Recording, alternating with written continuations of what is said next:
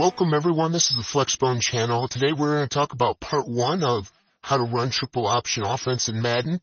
And today we're going to talk about your playbooks and your personnel, formations, that kind of thing.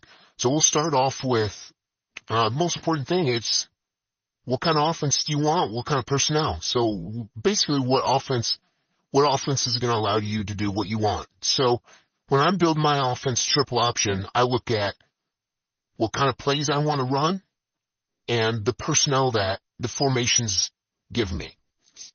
So a lot of people like to switch it up, being a triple option person. Obviously, I like to run triple option, but I feel as you start off, you think you want to run option every single play. And then slowly you evolve. And now I would say probably 15 to 20% are option plays when I'm actually running my playbook, and most of it's just straight run plays. I use a lot of inside zone. Some guys like to run outside zone more, but I'm an inside guy. I like to run it inside between the tackles. So the first thing I look at is I want overload formations. I want formations with 2-3 tight ends down. I don't spread out. I probably have, on average, I put out one split end or wide receiver. And then when I also look at it, I need to think weaknesses. So going in here, this is my personal option playbook.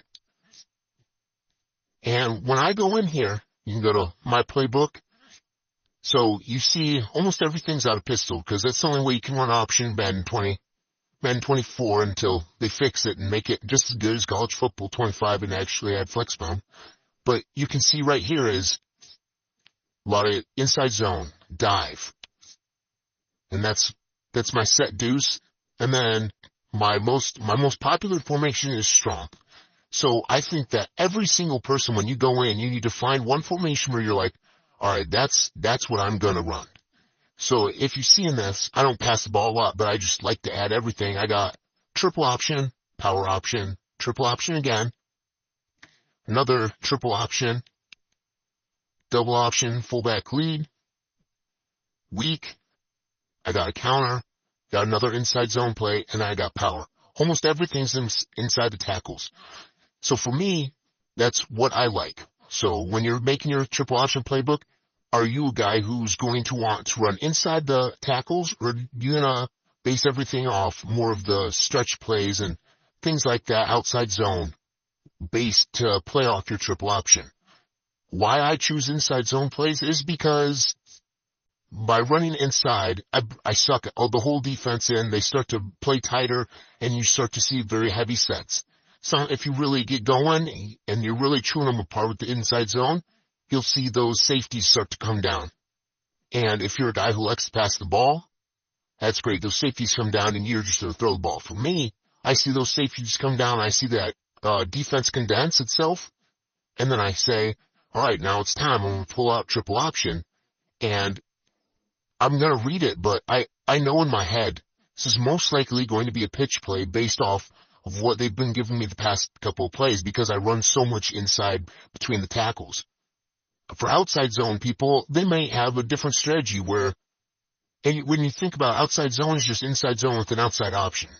So if you're running that outside zone all the time, that defense isn't going to condense, which makes a lot more reliable read when you're giving it inside all the time. Whereas me, that triple option, I'm not going to give it to the fullback all the time because they're already starting to condense. Whereas an outside zone guy might be given it to the fullback all the time. But I see triple option as really, it's my big play. It is my Hail Mary a lot of times, because I get offenses to condense with that inside zone. So that's really one thing you ought to think about is, what do you like? And I know right here on a list, I say I like my inside plays. I like double option with follow potential, which yes, there's no midline follow or plays like that because it's Madden, but I know that if I have a double option play, such as right here, if I don't want to give that on a short yardage play, I can just take my quarterback and follow fullback right up the middle, ignoring that read. Now, unless you have a read that's going to come make that play very fast, then even then I can keep it and go out. But I know that that's one of the things I like when I'm looking to make my playbook. And then, like I said at the very beginning, a tight formation but not just a tight formation and all tight formations. I like formations that I can easily shift into. The biggest thing is that when you're running this offense, especially Madden, you cannot let the defense get into a rhythm. You also cannot give the defense time to adjust sometimes, because when you're running this offense, well, yes, it works a lot of the time and it's very effective. If you give a defense time to adjust and get into a different defense, like say you come out and they come out in a nickel formation for whatever reason, and you're under center, or you're in pistol ready to run the option in a heavy front. Well, you don't want to give them time the next play to switch into a 3-4 or even like a 4-6 thinking they're really going to stop it. You want to be able to just switch your formation at the line. So go hurry up and switch formation at the line. Big part of that is being able to make sure you can run your offense from anywhere. That means when you're looking at plays, you want to make sure the personnel fits. So when I'm looking through my formations right now, I got strong slot, wing tight Z, deuce close, east tight, full house close, full house tight end, and then back to the top. And if you're looking, trips right there. That is the only play where my personnel really can change. So what that means for me is that when I go wing tight Z, I can't at the line audible to trips. Can't go to this. It's just not going to work. Also means is right here in strong, I just showed you, I don't have any outside zone really. I have this power option right here, but that's not the same as outside zone at all. And it's a whole separate thing. So if I were to go strong and I come out and I'm like, all right, I'm going to run power this play, wherever that might be. Well, then I know because I chose formations that have the same personnel, I can audible and go to deuce close, and there's halfback stretch right there, making it a lot more compatible, and being able to switch through your offense makes it so much better. But that being said, maybe you like a bunch of different looks and you really want to spread it out. That's fine. I know for me, what works is I like having a very close personnel group. I'm not a guy who spreads out my offense.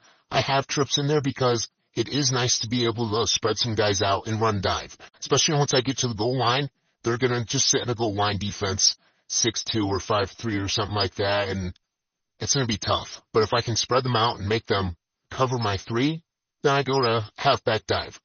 Or I can do pull sweep or weak. Any of those 3 are very good on the goal line when you run an offense that is so condensed all the time. Moving on from that, I have to look at my weaknesses though. And what are my weaknesses? I don't have a lot of big plays. So down in distance and I'm 3rd and 14, that's a tough situation to be. So how do I make up for that? Well, I make up for that, like I said, because I run so much inside the tackle plays and I run so much. When I go and I'm in pistol and I say I go to strong and I come down here to triple option switch, pitching that play is almost like a pass for me. And that's how I make up for that weakness of, well, down in distance and I have a lot to go is difficult. That's how I make up for it. Now it doesn't always work, but big plays don't always work. So some may say, well, it's just another run play. That's not going to work at all. I see this as, that's basically my pass right there. It's being able to pitch that out and let my fastest running back who goes in that fullback spot run out there and hopefully make a play in open field. Because when they get condensed like that, it's just easier. And sometimes, if you get the right read and everything goes well, sometimes they expect you to pass. Which, most of the time you would expect a pass, and they'll spread out, and that'll leave plenty of room for your fullback, your halfback, and the backfield to go right through the middle and take it. So, that's one of my weaknesses. Another weakness is, like I said, they condense so much when I play offense because they're fearing the inside zone power and weak and ISO and whatever else and trap. Well, how do I make up for them condensing so much? I run triple option. Once they start to condense, pitch back outside. Or I run counter. I let them overload to one side and I can run counter the back the other way. Counter's not a play I run all the time for that reason. So, there's a lot of ways I can take care of that. I already talked about ability transition and then 4-down play potential. So right here, I'm looking through this, and I have a lot of good plays I like. I got a lot of triple option I like. I don't like to pass the ball. I really don't. I probably pass maybe 1 to 2 times a game. But I have my select pass plays. I like jet. Jet, it has its time. You have to get the right look, and it works. But to have 4-down potential, the 4th-down play potential, sometimes you got to go into the bag a little bit, especially in a triple option offense, if you're trying to emulate something like I'm running. I like this Debo package. Has read option, has power option, or power, and then power read. This power reads is great. No, not many people run it. If you figure out how to run it, you're going to be very solid because not a lot of people are ready for it. But switching it up, I got a lot of different plays here. Short yardage, 4th down. This is a great play. Great formation. This is also good. Split wing nasty. With an option read on this one. And then even this pass play is so underrated because that B comes across and then he comes across again after the play is snapped. He's open so much of the time, and that's usually a 10 to 15 yard route. That's just an easy gimme. So that's one thing where you got to make up for your 4th down plays in a triple option playbook because you don't get them a lot. And even, in the rare situations where I'm down a lot, usually there's not a whole lot of scoring when you run an offense like this. In those rare occasions, I do have an empty chips nasty. Why do I like this formation? Once again, I've said I like a condensed formation. I don't like putting a lot of receivers out there. I like everything tight, and I like being able to have a power look. So with this, I have this empty chips nasty where it's all condensed, but I have my plays I like. I really like deep post out. Same with out X dig, almost the same play. And then I also have out of this formation, and I can run screens with these. These screens are great. They're really great plays. Moving on from that, I have the empty triple stack. I use it as a QB run play. I use it as a way to use my halfbacks who have been dominating the whole game to give them out there and make the defense look. And then it's a halfback run, or the quarterback run play all the time. And then also, going back to a last point about versatility of your flexbone, your option playbook in Madden, is you want to be able to use your plays for 4 downs. Can you stay in one formation for 4 downs? And if not, this goes back to the personnel thing, are you able to shift into a formation that allows you to stay on the field in a hurry up for 4 downs? And if not, maybe that formation shouldn't be part of your utility. Now that I've talked about my playbook a little bit and how you can make your playbook and what things you need to base your playbook on to make it better and more useful, I'm going to talk about some of the audibles I shouldn't say audibles, the personnel changes I make to make my playbook effective. Because obviously if I'm coming in here, I got a strong formation. Well, if I go to substitutions here, I can see I got a fullback and where this would be considered a slot. So I don't want to do that because obviously I'm going to be trying to get this ball to pitch on the ball out on the outside. Well, if I have a fullback trying to get the ball on the outside, it's not going to go well for me. So what I'm going to do is I'm going to go to my strong play where when I look in here, I have a lot of my option plays. This is where majority of the time I am running throughout the game. I run that as well as this full house close majority of the time. So then if I come back here to the strong, like I said, I don't want to be trying to pitch the ball to a fullback on the outside. So I'm going to go here, I'm going to switch, and it shows me 2 tight end options, I'm going to skip past those, and I like Foreman out here. He's fast, he's pretty good. Or Johnson or Homer, whoever you would like out there. So I'm going to take a running back. I'll just do Foreman for now. Now I have him as a pitch option, which is much more useful than if I were to have a fullback out here trying to make plays in the open field. Along with this, there's other changes you can make, such as if I go to right here, deuce close, I'm trying to, when I'm in this formation, at least for me, like I said, I don't run a lot of outside zone plays. So when I am going to run one, this is a formation I like to get my outside zone in, because then I can hurry up and get to a halfback dive, an inside zone, and a counter. Very simple. A lot of people have a lot of choices in their playbook. If you can see, I can scroll probably 2 to 3 times for each formation, and I only have a handful of formations here that I run out of. But so if I come here and I see this and I'm like, well, I want to run that halfback stretch play. What's going to make that more successful? Maybe if I have a better blocker. So say I'm going to run to the right side. I want to run to the right side right now. Right here, I put Robert Tonyan in instead of DJ Moore.